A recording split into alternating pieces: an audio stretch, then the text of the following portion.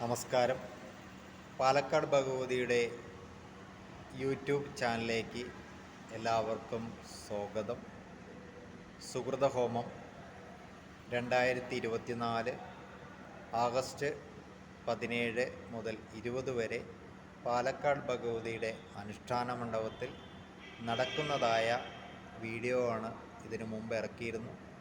ഈ വീഡിയോ ഇപ്പോൾ ഒരു വ്യക്തിയിൽ എപ്രകാരമാണ് സുഹൃതം ലഭിക്കുക, ആ സുഹൃതം ഏതെല്ലാം തലങ്ങളിലൂടെ നമ്മൾ അനുഭവിക്കുമെന്നതിനെക്കുറിച്ചുള്ള ഒരു വീഡിയോ ആണ് ഇത്. ഇതിൻ്റെ ബാക്കി തുടർന്നുള്ള വീഡിയോകളും എല്ലാവർക്കും എത്തിച്ചു കൊടുക്കുന്നതായിരിക്കും. ഒരു വ്യക്തിയുടെ ജീവിതത്തിൽ എപ്രകാരമാണ് സുഹൃതം ലഭിക്കുക?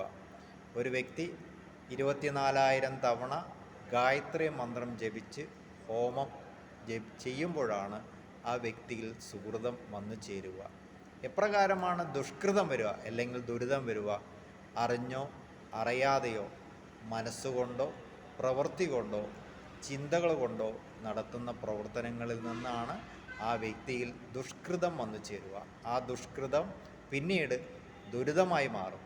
അപ്പോൾ ആ ദുരിതം നമ്മുടെ ജീവിതത്തിൽ പലതരങ്ങളിലുള്ള പ്രവർത്തനങ്ങളിൽ ഈടുപെടുമ്പോഴെല്ലാം ആ ദുരിതം നമ്മളെ വന്ന് വിഴുങ്ങുക തന്നെ ചെയ്യും. അപ്പോൾ യൗവനകാലങ്ങളിലാണ് നമ്മളെല്ലാ കർമ്മങ്ങളും ചെയ്യുക. ഇപ്പോൾ ഉദ്യോഗാർത്ഥിയാകാനുള്ള ശ്രമത്തിലായിരിക്കാം, അല്ലെങ്കിൽ ഒരു കച്ചവടക്കാരനാവാം, അല്ലെങ്കിൽ മറ്റു പല മേഖലകളിലും പ്രവർത്തിക്കുമ്പോഴെല്ലാം നമ്മൾക്ക് പലവരുമായും അല്ലെങ്കിൽ പല പ്രവൃത്തികളും ഒരുപക്ഷെ നമ്മൾക്ക് പോലും സഹിക്കാനോ അല്ലെങ്കിൽ ഉൾക്കൊള്ളാനോ കഴിയാത്ത പ്രവൃത്തികൾ ചെയ്യേണ്ടതായ സാഹചര്യങ്ങൾ നമുക്ക് വരും. ആ പ്രവൃത്തികളെല്ലാം പിന്നീട് നമ്മൾക്ക് ദുരിതമായി മാറും. അപ്പോൾ ഈ നമ്മൾ നേടുന്നതെല്ലാം നമ്മുടെ ശരീരം കൊണ്ട് തന്നെ നമ്മൾ അനുഭവിക്കേണ്ടതായി വരും.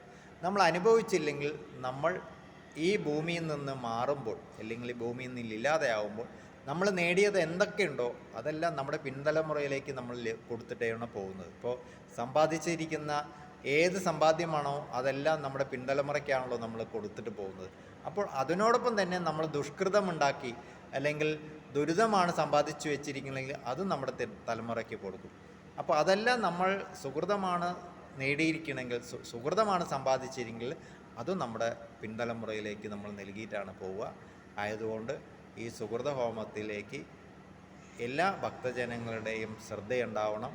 ഈ സുഹൃത ഹോമത്തിന് ചെയ്യാൻ ആഗ്രഹിക്കുന്നവരോ അല്ലെങ്കിൽ ഇതിന് യോഗമുള്ള ആളുകളിലേക്ക് ഈ വീഡിയോ എത്തിക്കുവാൻ ഞങ്ങളെ സഹായിക്കണമെന്നും കൂടിയാണ് ഇത് അഭ്യർത്ഥിക്കുന്നത്. സുഹൃതത്തിലൂടെ മാത്രമേ നമ്മൾക്കെല്ലാം ശാന്തിയും സമാധാനമുള്ളൊരു ജീവിതം ഉണ്ടാവുകയുള്ളൂ. അങ്ങനെ ഒരു ശാന്തിയും സമാധാനമുള്ളൊരു ജീവിതം നമ്മൾക്ക് ഈ കാലഘട്ടത്തിൽ നേടിയെടുക്കാൻ ഇതുപോലുള്ള സുഹൃതഹോമം കൊണ്ട് സാധിക്കുമെന്ന് നമ്മുടെ പണ്ഡിതന്മാർ, ഇന്ന് ജീവിച്ചിരിക്കുന്ന പണ്ഡിതന്മാരും മുൻ തലമുറകളിൽപ്പെട്ട പണ്ഡിതന്മാരും ഇപ്പോഴത്തെ ആചാര്യന്മാരും മുൻ ആചാര്യന്മാരെല്ലാം വളരെ വ്യക്തമായി നമ്മളെ ധരിപ്പിച്ചിട്ടുണ്ട്. അവരുടെയൊക്കെ ഉപദേശങ്ങളുണ്ട്, അവരുടെ എല്ലാം മാർഗനിർദ്ദേശങ്ങളുണ്ട്. ആ മാർഗനിർദ്ദേശങ്ങളിലേക്ക് ഭാഗമായാണ് ഈ സുഹൃതഹോമം പാലക്കാട് ഭഗവതിയുടെ അനുഷ്ഠാന മണ്ഡപത്തിൽ നമ്മൾ ചെയ്യുവാൻ നിർബന്ധരായിരിക്കുന്നത്. ഞാനൊരു സാധാരണ വ്യക്തിയാണ്. എന്നിൽ ഒരു പ്രത്യേകതകളുമില്ല. ഞാനൊരു പണ്ഡിതനല്ല, അല്ലെങ്കിൽ ജ്യോതിഷം പഠിച്ച ആളല്ല, ഭാഗവത പാരായണം നടത്തുന്ന ആളല്ല, അല്ലെങ്കിൽ ആത്മീയപരമായ കർമ്മപ്രവൃത്തികൾക്ക് പൊതുസമൂഹങ്ങളിൽ പോകുന്നയാളല്ല. സാധാരണ ഒരു കർഷകനായി ജീവിച്ച് ഒരു കാർഷിക കുടുംബത്തിൽ അംഗമായാണ് ഞാൻ ജീവിച്ചു വരുന്നത്. അതിൻ്റെ ഭാഗമായി എൻ്റെ ജീവിതത്തിൽ സുഹൃതമുണ്ടാവണം, മറ്റുള്ളവരുടെ ജീവിതത്തിലും അപ്രകാരം തന്നെ സുഹൃതം ലഭിക്കണമെന്നുള്ള ഉത്തമമായ ബോധ്യവും അതിന് ആഗ്രഹമുള്ളതുകൊണ്ടാണ് നമ്മൾ ഈ സുഹൃതഹോമം സംഘടിപ്പിച്ചിരിക്കുന്നത്. ഇതിലേക്ക് എല്ലാ ആളുകളുടെയും ശ്രദ്ധ വന്നു ചേരുവാനാണ് നമ്മൾ ഈ വീഡിയോ ഇറക്കിയിരിക്കുന്നത്. ഈ വീഡിയോ കാണുന്ന ആളുകളെല്ലാം ഈ സുഹൃതഹോമത്തെക്കുറിച്ച് അറിയുവാനും ഈ സുഹൃതഹോമം മറ്റുള്ളവരിലേക്ക് എത്തിക്കുവാനും സ്വന്തമായി വന്ന് സുഹൃതഹോമം ചെയ്യുവാനുള്ള എല്ലാ പ്രേരണകളും ഈ പാലക്കാട് ഭഗവതിയുടെ ശക്തി നമുക്ക് ലഭിക്കണമെന്നും ഈ പാലക്കാട് ഭഗവതി എന്താണെന്നോ അല്ലെങ്കിൽ പാലക്കാട് ഭഗവതിയുടെ നിഗൂഢതകൾ എന്തൊക്കെയാണെന്നുള്ളതെല്ലാം വീഡിയോകൾ വരും ദിവസങ്ങളിൽ പല തരത്തിലുള്ള വീഡിയോകൾ ആചാര്യന്മാർ ഇറക്കുന്നതായിരിക്കും.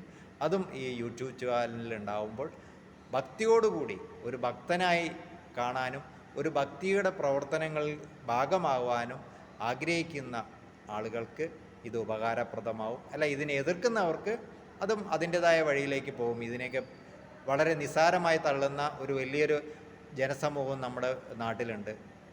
കാരണം അത് ആർക്കും നിഷേധിക്കാൻ പറ്റുന്നതല്ലല്ലോ. ഒന്ന് നല്ലതാണെങ്കിൽ മറ്റൊന്ന് ചീത്തയാവണം, ഒന്ന് ചീത്തയാണെങ്കിൽ മറ്റൊന്ന് നല്ലതാവും, ഒന്നിനെ എതിർക്കുകയാണെങ്കിൽ മറ്റൊന്നിനെ അനുകൂലിക്കും. അതൊക്കെ നമ്മുടെ പ്രകൃതിയുടെ ഭാഗമാണ്. അല്ലെങ്കിൽ അതിനെ നമുക്ക് തള്ളിക്കളയാൻ കഴിയുന്നതല്ല. അതൊന്നും നമ്മളെ ബാധിക്കുന്നില്ല. എതിർക്കുന്നവർക്കോ അല്ലെങ്കിൽ ഇതിനെ പുച്ഛിക്കുന്നവർക്കോ നമ്മളെ പരിഹസിക്കുന്നവർക്കോ നമ്മളെ ട്രോൾ ചെയ്യുന്നവർക്കൊക്കെ അവരവരുടെ ഇഷ്ടം പോലെ അത് ചെയ്യാം. അത് ചെയ്യുന്നവരെല്ലാം ഇഷ്ടം പോലെ ചെയ്തുകൊണ്ടേ ഇരുന്നോട്ടെ. പക്ഷേ ഒരു വ്യക്തിക്ക് സുഹൃതം വേണം, അല്ലെങ്കിൽ ഒരു വ്യക്തിക്ക് സുഹൃതത്തോടു കൂടി ജീവിക്കണമെന്ന് ആഗ്രഹിക്കുന്നവർക്കാണ് ഈ വീഡിയോയും ഈ സുഹൃത ഹോമം കൊണ്ടും പ്രയോജനകരമാവുള്ളൂ. എല്ലാത്ത ആളുകൾക്ക് ഒരിക്കലും പ്രയോജനകരമാകില്ല. നമ്മൾ നേടുന്നത് എന്തോ അതുതന്നെയാണ് നമ്മുടെ ജീവിതത്തിൽ നമ്മുടെ ശരീരം കൊണ്ട് അനുഭവിക്കുക. അത് യൗവനകാലങ്ങളിൽ നമ്മൾക്കൊരിക്കലും അതിൻ്റെ പ്രയാസങ്ങളോ പ്രശ്നങ്ങളോ നമ്മൾ അനുഭവിക്കേണ്ടതായിട്ട് വരില്ല. പക്ഷേ വാർദ്ധക്യകാലത്തിലേക്ക് നമ്മൾ പ്രവേശിക്കുമ്പോഴാണ് നമ്മൾ ചെയ്ത സുഹൃതത്തിൻ്റെയും ദുഷ്കൃതത്തിൻ്റെയും ഫലങ്ങളെല്ലാം ആ കാലങ്ങളിൽ നമ്മൾ അനുഭവിക്കുന്നതാണ്. ആയതുകൊണ്ട് ഈ വീഡിയോ നിങ്ങൾക്ക് ഉപകാരപ്രദമാവും. നിങ്ങളുടെ ജീവിതത്തിൽ ഏതു തരത്തിലുള്ള ദോഷങ്ങളെ ഇല്ലായ്മ ചെയ്യുവാൻ ഈ സുഹൃത ഹോമത്തിന് സാധിക്കുമെന്ന് നമ്മൾ പരിപൂർണമായും ഉറപ്പ് നൽകുന്നു. ഈ പാലക്കാട് ഭഗവതിയുടെ അനുഷ്ഠാന മണ്ഡപം നിലനിൽക്കുന്നത് പാലക്കാട് ജില്ലയിൽ മലമ്പുഴയ്ക്ക് സമീപം മന്തക്കാട് പാണപ്പറമ്പ് എന്ന് പറയുന്ന സ്ഥലത്താണ് എന്നും കൂടി പറഞ്ഞുകൊണ്ട് ഞാൻ ഈ വീഡിയോ ഇവിടെ അവസാനിപ്പിക്കുകയാണ്. ഇനിയും അടുത്തൊരു വീഡിയോവുമായി നിങ്ങളുടെ മുമ്പിൽ വരുന്നതായിരിക്കും.